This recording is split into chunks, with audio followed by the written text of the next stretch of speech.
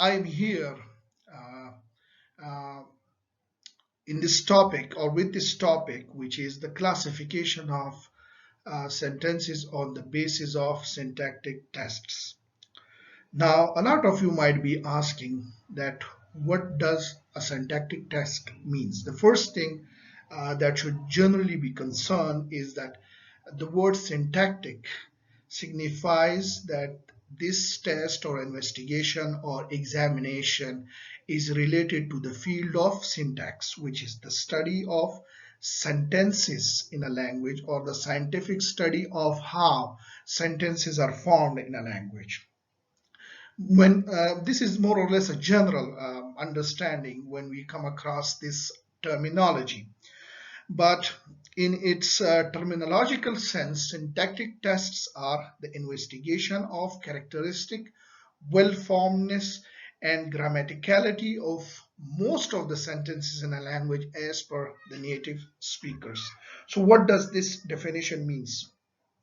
It means that it is a kind of the investigation of measurement, and if we measure how much how much a sentence is well formed and grammatically correct. Now, the best people to measure the grammaticality and well-formedness of a sentence is the native speakers of that language. So if the native speakers of a particular language says that this language is grammatically correct, then we ought to follow it and we have to believe them and we have to state that yes, this sentence is grammatically correct and well formed. So it is actually the investigation. The syntactic tests are the investigation of this well formedness and grammaticality in sentences of a language as per the acceptance of the native speakers. Now, as we move forward, we will understand that in a particular sense, what does these syntactic tests mean? Now, if we classify sentences on the basis of syntactic tests in the present day English, we can classify sentences into major sentences and minor sentences. Now, major sentences in present day English, as I have mentioned earlier, they will pass three syntactic tests, namely substitution test, transformational test, and the subject predicate test. Now, what does it mean? What do we mean by the substitution test? Now, the investigation of characteristic replacement of one member of a word class with another element or another member of the same word class is termed as substitution test in syntax. For example, let me say that, or there is this example that the boy bought the book, or let's say the boy ran to the office. Now, the term the boy, for example, we know that it's a noun phrase. We know that there is a determiner, the, which is followed by a noun, boy. We can also put another determiner. For example, let's say an old man, or let's say the car, or let's say the girl, or let's say some other determiner followed by a noun. Now, these sort of relationships, they are called paradigmatic relationships, and I've given you the example that the fox chased the dog. In the above example, if you look, we can substitute the fox with the dog, with the rabbit, or with let's say the mouse.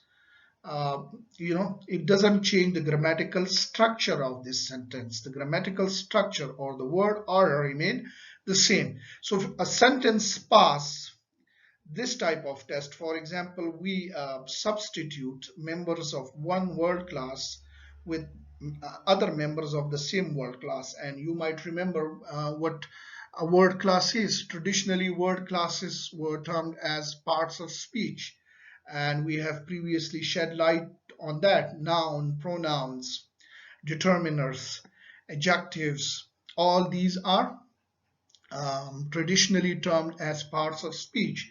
and in modern day linguistics we call them word classes, and the members belonging to a particular word class. For example, in verbs we have run, we have write, we have drive. All these are members of this particular word class, which is called a verb.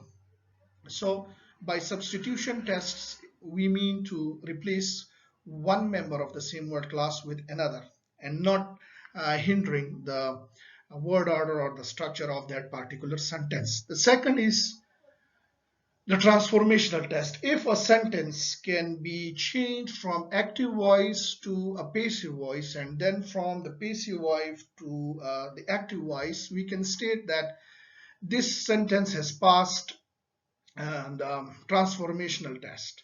For example, I write a letter. So a letter is written by me. So on the basis of it, we can say that I write a letter is a major sentence in English. The same as the fox chased the dog. And the third type of test is called subject predicate test. Now, subject predicate test is actually the investigation of the characteristic presence of subject and predicate in a sentence. As I have discussed earlier, that in some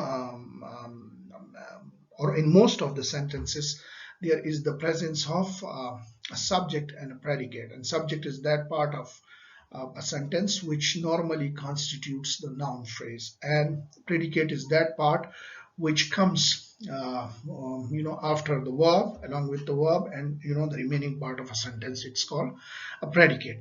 So the fox chased the dog. If we look at this sentence, we can see that the fox is the subject and chased the dog is a predicate, hence it is passing the subject predicate test. So we can say that this sentence is a major sentence in present day English. One thing more about about these sentences in the present day English, or the major sentences in present day English. First of all, that if we consider the definition of language of Chomsky, that it is a collection of sentences, we can state that in any language, or let's say in English language, the major sentences, they constitute majority of sentences in its collection. And as I've mentioned, we can change in these major sentences, we can change member of one word class with another member of the same word class. So these are a type of inter-sentential syntactic relationship. Now, these inter-sentential syntactic relationships might be termed as paradigmatic relationships. And in the same way, we have intra-sentential relationship amongst members of different word classes in a language, and we call them, the syntagmatic relationships, or syntagmatic relationships of syntax. Like for example, the fox chased the dog. The is followed by fox, and fox is followed by chased, and chased is followed by the, and the is followed by a dog. Now there is this linear connectivity between different members of different word classes in that sentence, and we call this syntagmatic relationship. Finally, we come to minor sentences in present day English, and as we know that the minor sentences, they do not pass the syntactic test, namely the substitution test, the transformational test, and the subject predicate test. The second thing is that these sentences are found in limited numbers compared to major sentences in present day English. And the third is that these sentences can usually be in the shape of a word, a phrase, or a class. And these sentences lack grammatical completeness, such as, subject and predicate order. And a very good example of it is, for example, Merry Christmas. Now, Merry Christmas is a sentence, in English language, in present day English. But we don't see, particular word order there, or we cannot transform this Merry Christmas into a passive sentence. Are you getting? And we cannot even substitute it.